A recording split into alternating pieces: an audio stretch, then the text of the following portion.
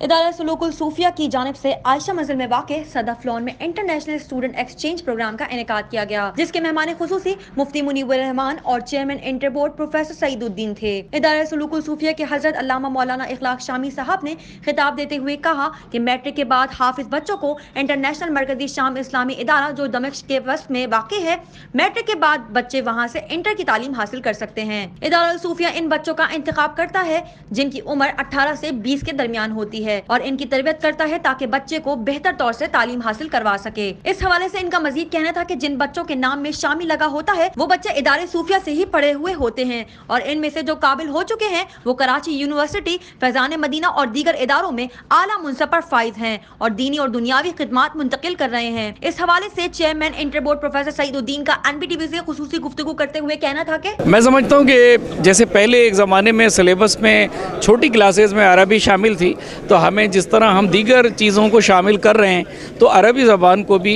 Early classes में rise करना चाहिए ताकि बच्चे जब मैट्रिक पहुँचें तो उनको इतनी अरबी ज़रूर आ जाए कि कुरान और दीन समझ में आ जाए। कोशिश करेंगे कि ये डिजिटलाइज़ करें। ये अभी बहुत सारी चीज़ें जो है मैनुअल काम पे चल रही हैं, इसलिए देर होती है। तो अगर ये डिजिटलाइज़ हो जाएगा रिकॉर्ड, तो बच्चों को जिस तरह मैट्रिक बोर्ड में हमने किया कि 1 घंटे में मार्कशीट और माइग्रेशन और पास सर्टिफिकेट मिल जाता था, तो अब ये इंशाल्लाह यहाँ एक अमल शुरू कर दिया गया है डिजिटलाइजेशन का। उससे फिर ये सहूलत हो जाएगी और हम कम वक्त में बच्चों की खिदमत कर सकेंगे और हर फैकल्टी को डिजिटलाइज करेंगे इंशाल्लाह। मौलाना इखलाक शामी साहब का NBTV से खुसूसी गुफ्तगू करते हुए कहना था कि यही बच्चे जो फारिग होंगे ये क्या करेंगे इनका। बिस्मिल्लाहिर्रहमानिर्रहीम। आपने बड़ा अच्छा सवाल किया कि हमारे ये तलबा जो फारिग होंगे तो फिर ये आगे क्या करेंगे। ये वही काम करेंगे जो हमारे अकाबिर बुज़ुर्गों ने किया है, इसलिए कि बुज़ुर्गों का रास्ता ही हकीकत में नजात का रास्ता है।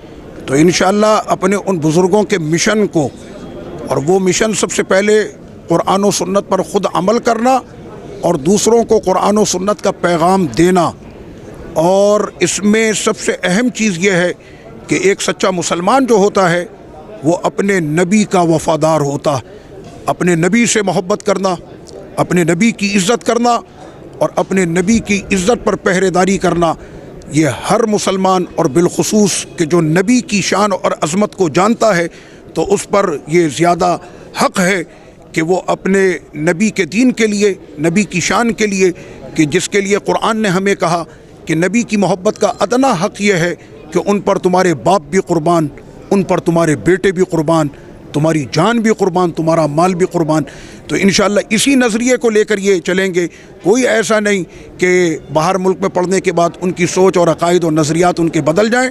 एक सच्चे मुसलमान का जो अक़ीदा होता है इंशाअल्लाह उसी अक़ीदे, उसी नज़रिए के साथ दीन इस्लाम और प्यारे मुस्तफ़ा करीम आका सल्लल्लाहु अलैहि वसल्लम की मोहब्बत की जो पैगाम है ये हमारे तलबा इंशाअल्लाह उसी अंदाज़ में पेश करेंगे जो कभी सहाबा इकराम अलैहिम रिदवान ने अपने नबी की वफ़ादारी और ग़ुलामी में किया था। इंशाअल्लाह उनकी नालैन की धूल के सदक़े हमारे ये तलबा भी इसी अंदाज़ में दीन इस्लाम का पैगाम पूरे जहां में आम करेंगे, उम्मत के सच्चे रहबर और रहनुमा होंगे।